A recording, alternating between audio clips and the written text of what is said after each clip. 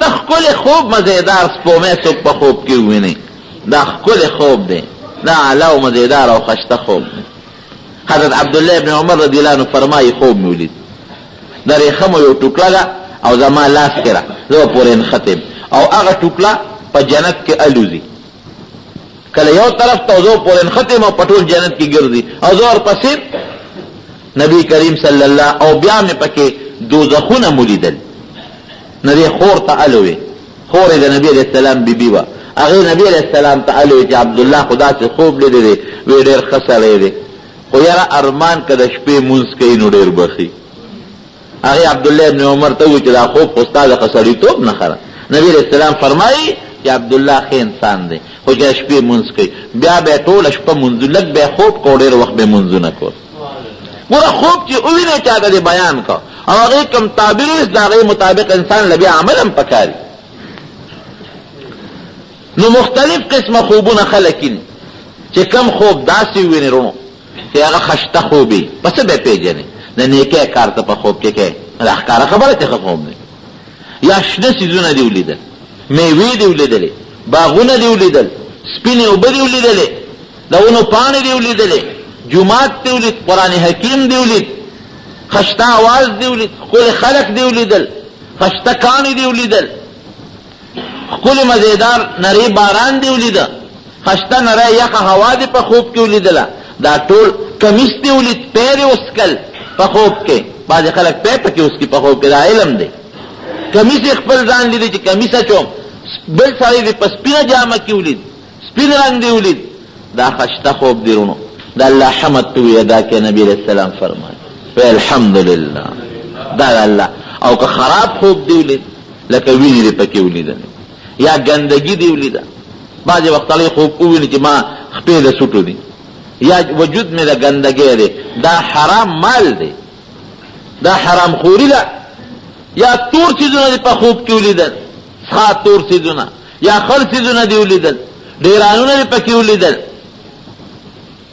او یا دی پکې نور صدا سے خطرناک او ښا چیزونه ولیدل پوه شي چې دا د شیطان خوب دی شیطان درته په زړه کې وسوسه چولی ده نو یریږه ما بالکل چوله کې سودارانه ولې زیره ته دم خیم د دواړو جهانو مبارک سردار فرمایي چې درې ځله ووایه اعوذ بالله من الشیطان الرجیم او هر ځل ګس طرف ته لاړې وتوکه د دې خوب به اس قسمه غلطه سر تاته نه پیښېږي او زما پې تجربه بس چې کله ویښ شوې درته یاد شي که هغه وخت را ویښ شو درته یاد او که نه د نیر وروسته درته یاد شو یو ورځ پس هم درته یاد شو خیر دی بس اعوذ بالله من الشیطان الرجیم ګس طرف ته لاړې توکه بیا وایه اعوذ بالله من الشیطان الرجیم بیا ګس طرف ته لاړې توکه دریم دل باندې بیا وایه اعوذ بالله من الشیطان الرجیم او بیا ګس طرف ته لاړې توکه نبی علیہ السلام مبارک فرمایي د دې خوب به اس شرم نه بلکې خوب دی اول زمارو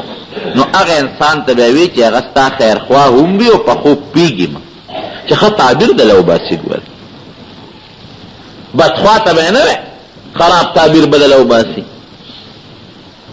ناپوهه ته به نه وي ښه خوب بدلي دی به غلط تعبیر وباسي نو بیا به په الله دا ګماني چې داسې به کېږي نو خامخا به هغسې بیا کېږي حضرت یوسف علیه السلام چې کله جیل کې دوه کسان ورسره نورم په جیل کې یو هغه انسان و چې بادشاه له به شراب ورکول بل هغه انسان و چې د بادشاه له به ډوډۍ ورکوله دواړه چا لمسولو پیسې یې ورکړې وې چې تاسو په دې ډوډۍ کې زهر واچولې بادشاه له یې ورکړه او دې بل ته یې وې ته په دې شرابو کې زهر واچه او بادشاه له یې ورکړه چې دا بادشاه مړ شي هغه چې کوم ساقي شراب والا دا هغه زړه خفه شو یاره وي دې بادشاه خو ما سره ښه کړي دي زه خو له ده نمک خورم ډوډۍ دې راکوي اوبه دې راکوي نو زر یې ولې درته ضرر وړه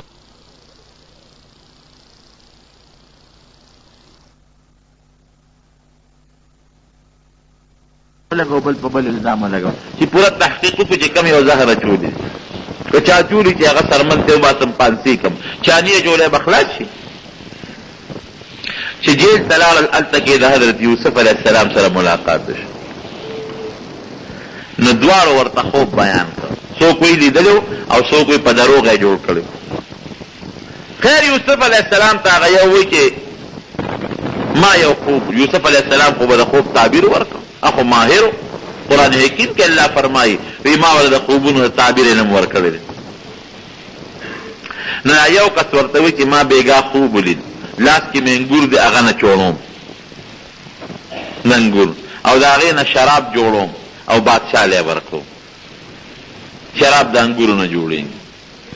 دا بل وی چې ما په سر د پاسه ډوډۍ پرتې دي په شکري کې او مارغان راځي او د هغه ډوډو نه ټونګه اخلي او ډوډۍ دې تښتئ.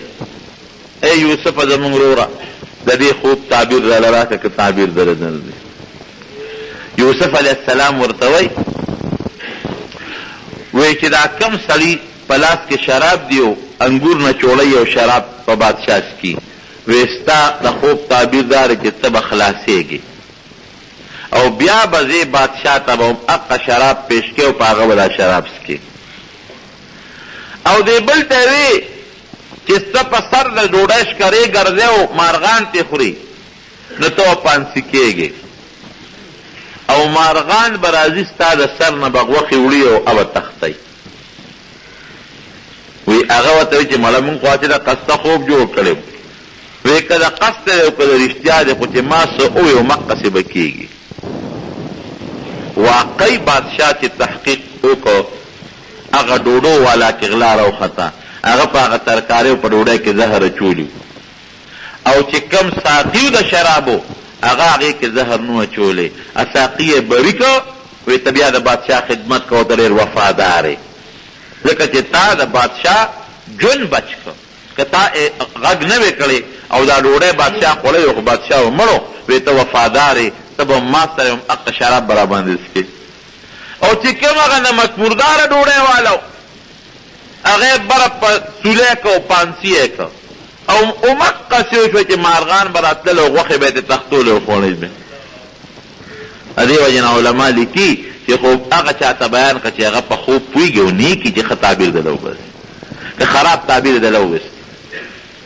لکه تا باندې خو بیماري راتلو والا تا ورته وایي چې ما خو خوب لیدی چې بسترې ته مې ډډه والې ده او بالغ ته پروت یم او خپې مې اوږدې کړې دي، خو دا ښه خوب دی، دا آرام او راحت دی. تا خو ښه خوب ولید چې زه په آرام او په راحت یم او بستره کې پروت یم ډډه مې والې او یو بې وقوف ته خوب بیان کړ. بې وقوف وایي ښه مرض د باندې راتلو والا دی، ښه په بسترې ته به خېجي په بالغ پر سر پروت یې ښه او پاسېدین ته بیا نه چې قبر ته ممکن ده چې ورسېږي. اوس هغه دا تعبیر وویسته بچرجانه خدای دې دا چې خوب نه ساته کم وخته چې د ښه خوب دی نه وي چې موږ تعبیر درکړو چې بله دې واده دی چېته ووي نه که نه. اوس چې دا خوب یې د تعبیر وویسته که رښتیا دی که دروغ د سړي په ذهن کې وسوسه پیدا شي چې جوړ ناجوړه کېږم. حدیث قدسی دی انا عند ظن عبدی بی، بنده چې په ما کم ګمان کوي هغسې وررسېږم. د دې سړي په الله دا ګمان راغی چې بس بیمارېږم نو الله تعالی ولا بیا هغه مرض راولي بسترې ته وغورځوي. نو خوب به نیک سړي ته پیش کې هوښیار سړي ته چې تا سره مینې چې خشته مدیدار ښکلې تعبیر درته وباسي. او که چېرته خوب دې خراب ولید او تا بل چاله دې لاړ چې ما خو داسې خوب لیدی دی نو ته ولا خراب تعبیر مو ورته وکړه، ښه تعبیر ولا ورکړه. هلکه خوب دې بد نه دی، ښه خوب دې ښه دی، زه غوندې حرام و مرامو نه ځان ساته نور خوب دې بد نه دی، ښه دی. ولې چې قسم دی ما خوب کې نو نبي علیه السلام یې ماله راکړي وی دا واخله دا ځان سره جمع کړه. نو داسې بله کوټه د هغې کې دا نجیب حاجي صاحب ولاړ دی هغه له ورکړم چې دا محفوظ کړه. نو بیا ولا دا بل طرف وخورئ نو بیا ولا هغه نبی علیہ السلام مبارک مال راکی او زما زړه کې دا تیریږي چې د دې دا مطلب د چې اوس ما ته نبی علیہ السلام مبارک فرمایي چې دا په دې ملګرو تقسیم کړه. نو زه بیا د نجیب حاجي صاحب لور کوم چې حاجي صاحب ودرېږه زه دا نور ویښته رالم خو دا ته سنبال کړه چې د نګور یو ویښته پکې ونه غورځېږي دې کې بیا زه راویښ شم. دا هم ښه خوب دی مزېدار ښه شته. بهر کیف نبی کریم صلی الله علیه وسلم چې په خوب کې وویني دا رښتونی خوب دی الله تعالی چې په خوب کې وویني. ډېر خلک الله په خوب کې لیدلی. زمون غرغشتو بابا مولانا نصیر الدین غرغشتوی رحمت الله علیه دا هغه متعلق راځي چې هغه به الله تعالی په خوب کې لیده او نبی کریم صلی الله علیه وسلم به په خوب کې لیده. او شاګردان ته ماته مولانا سربلن خان مولوی صاحب دا نوی کلی موږ د باباجي سره تعلق او د حاجی صاحب محمد امین رحمت الله علیه دا جماعت امیرو د جماعت ناجیه او ډېر لوی عالم نو هغه د غرغشتو بابا شاګردو. نو غرغشتو بابا مونږ ته وی چې مونږ ورته مولانا صاحب وی نه ماته مولانا صاحب مو وایي ماته مولوی صاحب وایي. چا به ورته شیخ الحدیث صاحب وی نه ماته شیخ الحدیث مو وایي ماته مولوی صاحب وایي. هر چاته به چې ماته بل ټکی نه وایي نه شیخ الحدیث او نه شیخ القرآن او نه مولانا صاحب هغې علماء ته خلک دا صفت نوم وایي ماته مولوی صاحب وایي. وی ماته یو ځل تپوس وکړو چې صاحب دا ولې وی چې کله ما سره د الله تعالی ملاقات په خوب کې شوی دی نو ماته مولوی صاحب ویلی دی. نو زه ځکه په دې خوشحالېږم. او احمد ابن حنبل رحمت الله علیه یو کم سل ځله الله په خوب کې ولید یو کم سل کرته. وی یا الله بېګا لکه دې ځان راته وښو یو زړه کې مې یو سوال دی چې دا درنه وکړم نو چې په سلم کرته رب العالمین په خوب کې ولید نو د الله نه تپوس وکړو وی الله تعالی دا راته وښایه هغه څیز راته وښایه چې په کوم څیز خلک تا ته ډېر زیات در نږدې کېږي. ګوره څومره ښکلی تپوس کوي چې په کوم څیز تا ته به بنده زیات در نږدې کېږي هغه راته وښایه. وی د الله تعالی په کتاب زما په کتاب په قرآن حکیم څوک د قرآن حکیم زیات تلاوت کوي نو ما ته به دومره زیات را نږدې کېږي نو قرآن حکیم په تلاوت. نو الله هم سړی په خوب کې ویني. الله له داسې شکل نشته لکه زمونږ د انسانانو په شکل خو الله تعالی په یو ښکلي صورت په یو ښکلي شکل بنده وویني دا د خوشحالۍ خوب دی. جنتونه دې ولیدل دا د خوشحالۍ خوب دی. نهرونه دې ولیدل دا د خوشحالۍ خوب دی. تور او تریخ دریاب دی ولید دا د خفګان خوب دی. خو یاد ساتئ ورونو ما درته ګورې دا موخه و چې کله دې د خفګان خوب ولید د غم بس دغه علاج دی. درې ځله اعوذ بالله او بستر ته هر ځل سره لاړئ د دې خوب به د هېڅ قسمه اثر نی. او خوبونه مجیبینو یو سړی راغی ابن سیرین له. ابن سیرین یو ډېر لوی محدث تېر شوی محمد ابن سیرین او د خوبونو د تعبیر ډېر زیات ماهر و. یو سړی وله راغی وی صاحب بېګا مې خوب ولید وی کوټه کې په کټ کې پروت یم او د کټ لاندې مې اور بلیږي. هغه ورته وی شابه تخته د کوټې نه وځه را پروزي کوټه دی. دې غریب لاړ او کټونه مټونه سامان یې ته ویستل خو چې سامان یې ته ویست ټک شو تیر مات شو را پرېوته کوټه. تعبیر یې وله څه موده پس وله بل سړی راغی همدقسې خوب یې ورته بیان وی صرف کوټه کې کټ کې ملاست یم او د کټ لاندې مې اور بلیږي. وی کټ دې اوچت کا او ځمکه وکنوه خشته خشته سره سره لالونه پکې روخېږي زه ځان له خرڅوه. هغه کټ بار که څسکور او چاري راوړه ځمکه یې وکنوله پکې خشته مزېداره خزانه د سرو لالونو راووتله.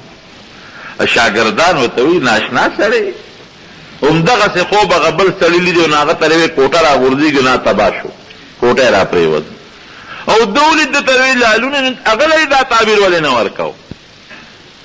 ابن سیرین رحمت الله علیه ورته وایي هغې سړي چې خوب لیدی په اوړي کې یې لیدی او په اوړي کې خو چې په کوټه کې د کټ لاندې اور بلیږي خو له طبعه نښه ده.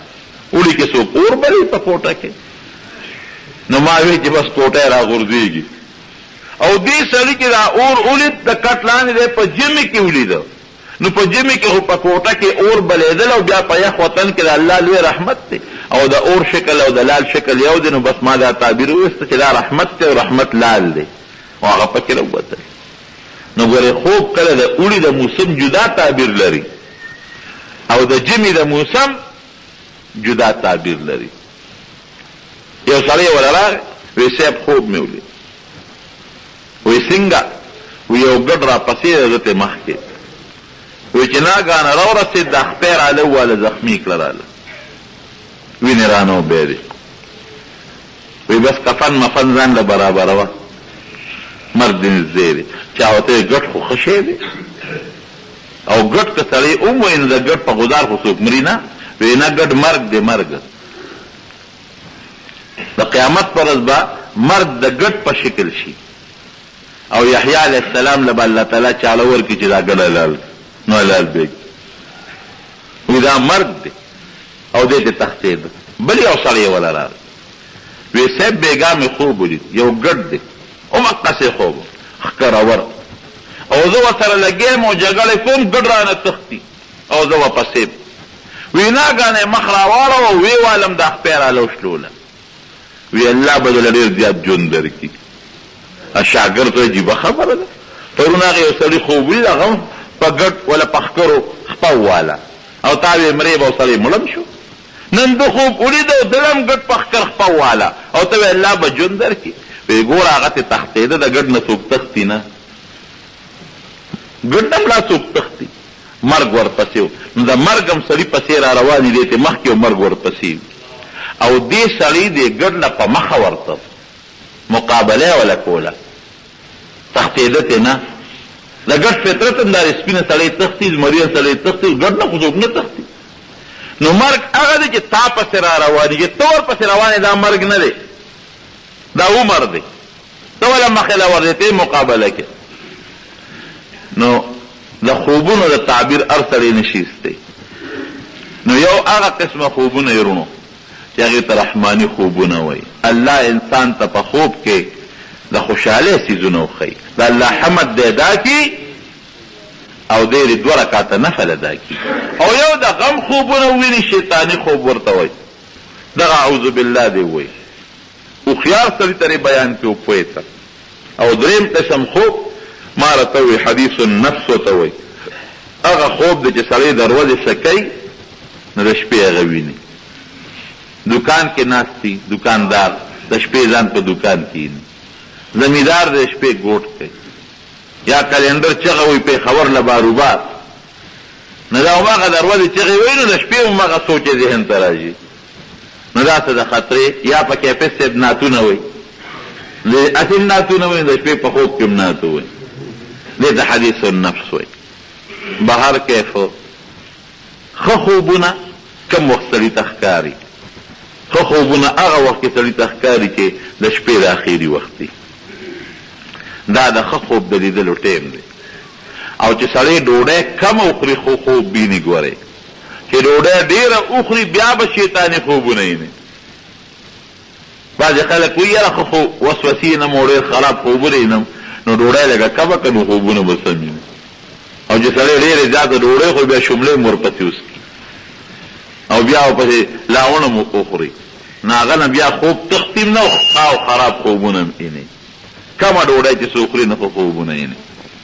بهر کیف دا د خوب متعلقه دا بیان مې درته کوو د هغې دیني مسایل مې درته بیانوم.